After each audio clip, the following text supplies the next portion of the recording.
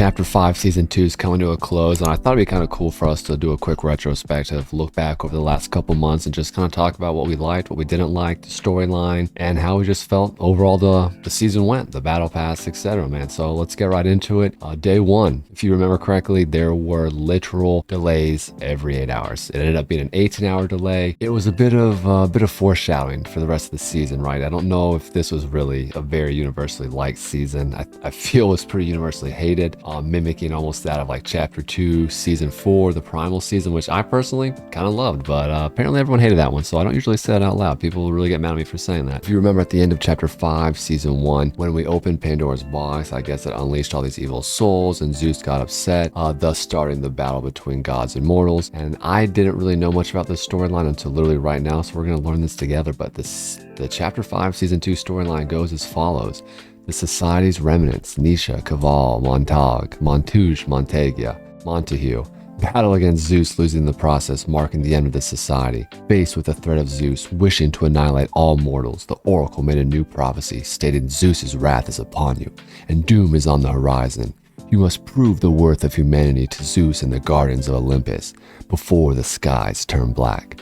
The Looper later challenges Hades and Ares, triggering a fight between Cerberus, who was defeated, then later against Ares, who was also defeated, which definitively signed the declaration of war between the Looper and the gods.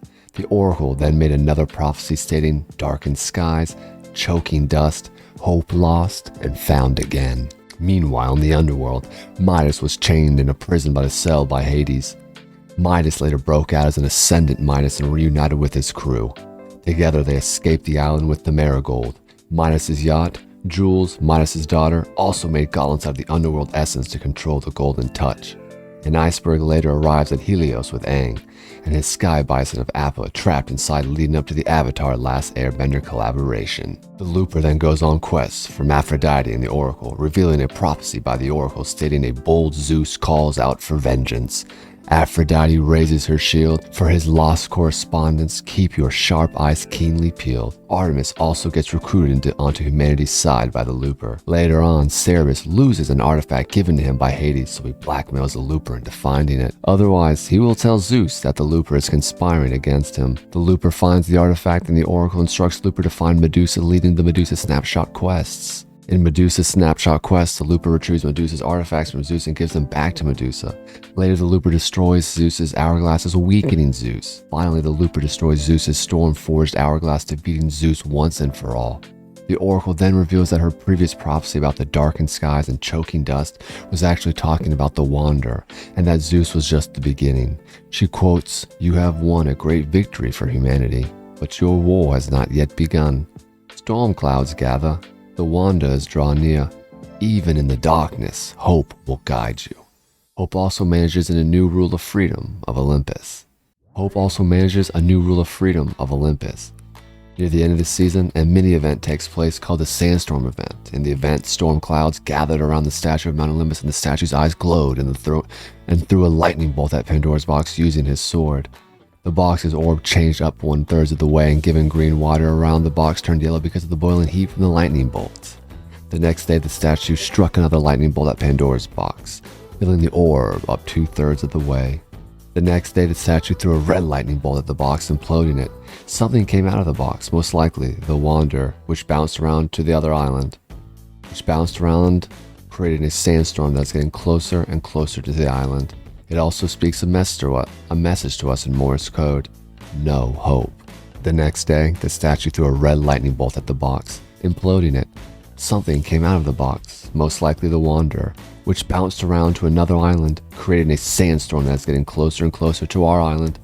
It also speaks a message to us in Morse code, stating no hope. Alright, that wasn't bad. That was kind of cool.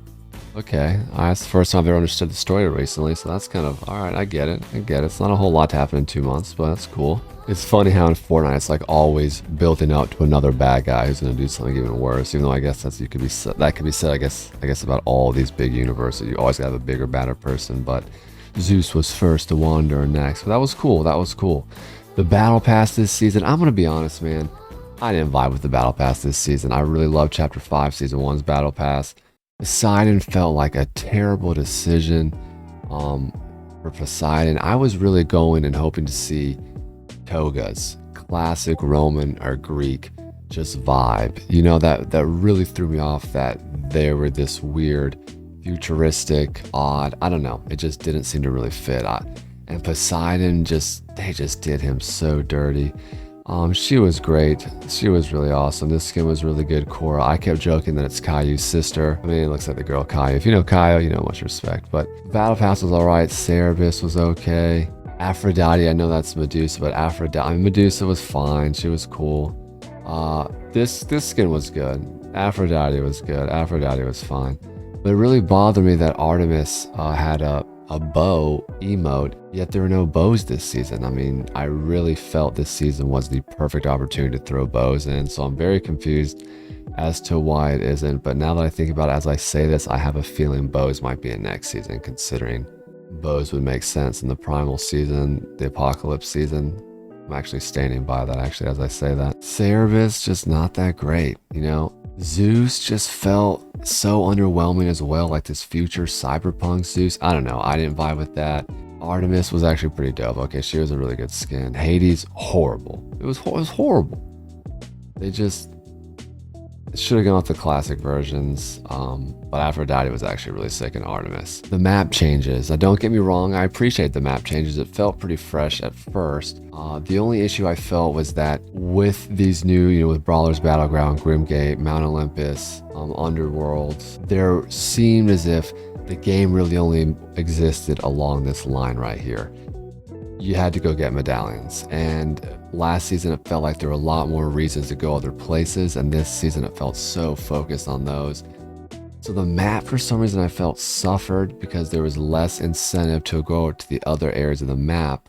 But then when you went those same 4 places over and over again, it got kind of boring. So I really hope this season they spread out the mythics and like what you're going for. The umbrella, awesome. The umbrella was great. Really did a great, I think they did a great job with the umbrella. No complaints there. The weapons they introduced, the Warforged assault rifle, that was a W. I really like that. The Huntress's DMR. Actually, at first, thought it was absolutely horrible. Ended up absolutely loving it. Cerebus's Gatekeeper shotgun. I mean, it's insane. I mean, when I have that in my hands, especially in zero builds, I feel like I'm unbeatable between how hard it hits and how quick it reloads. The Harbinger. SMG, it's nice. That Hades it rips. Dude, we can all agree that first 2 weeks of the Thunderbolt of Zeus hit harder than my uncle. I just don't quite. We can all agree that first 2 weeks of the Zeus of Thunderbolt. No, Thunderbolt of Zeus hit harder than your uncle. You know what I'm saying? Like, it was terrible, man. Then eventually they fixed it, but there was a good 2 weeks where I don't care how much you were building. If you got shot at by those things, you died. It was point and click. The wings just didn't do it this season. They were not great movement. We were so spoiled with the Ninja Turtle movement, and then you gave us these slow, clunky, weird wings, which honestly would have been perfect in a season where there were bows instead of snipers. With these Reapers, it was just too easy to hit people with those wings. I don't know. I really felt like they just did not combine. I did like the coins, the medallions. You know, at the end of the day, I still feel like there should have been more variety potentially, but they were fine. They were cool. The combat, you know, the extended AR, the siphon, the agility. So they were cool. My favorite personally was the Zeus speed, but I think agility was probably most people's favorite. The new chests were cool. Yep, the Underworld chests, the Olympus chests. They vaulted a bunch. Yeah, those medallions. How many more medallions there were? And then they also had their weapons.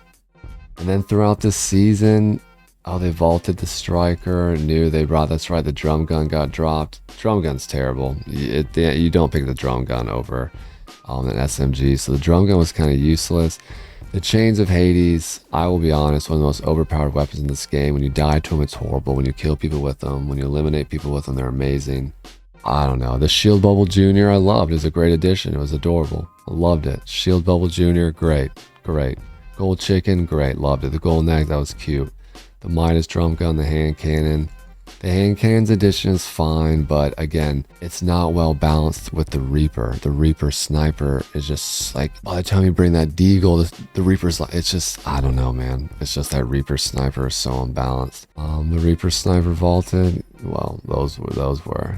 Then waterbending got introduced, and they removed obviously the Greek mythics. The waterbending. Oh no, they didn't yet. The waterbending got introduced. You're right. Waterbending, while it was a lot of fun to use, these things are dumb. I mean, I mean, with full health, I would die to one person using these in under like a second and a half. Like just 4 headshots and you're gone. I mean, I've never heard people complain so much about these and the chains. It was, but oof. It was tough. And then, yeah, when they brought in all the other airbending was obviously way too OP. People would just run away and leave forever. Earthbending was, people who knew how to use those, it was really good. It was actually really good cover. Firebending, horrible. You hurt yourself when you used it. I don't understand it. Vaulted, that's right. They removed those for a bit. And they unvaulted. Then the attack AR came back. It's fine, but it's not as good as that, you know, the SMG, the TAC SMG, the whatever that one that is. You know, the TAC assault rifle is fine. It's good. It's just not as good as the burst SMG. The Wookiee bowcaster, oddly enough, does do some serious damage. Again, Star Wars collab came and went. It was a little underwhelming because it was all went toward, unless you love Lego, then it was huge for you. But for most people, this was kind of a weird thing because it didn't really impact VR. No, most people don't even know Darth Vader's lightsaber was on the map in the top area near that house and where like Solid Snake was. And and the bush, yeah, and then remember one update that gave us the bush bomb. That one felt kind of underwhelming, but yeah, that was all the items. That pretty much sums up what was new and added for this season. A pretty cool concept. I love the idea of Greek mythology. I'm thinking just the vibe of it could have been maybe a little more classic. They could have implemented bows.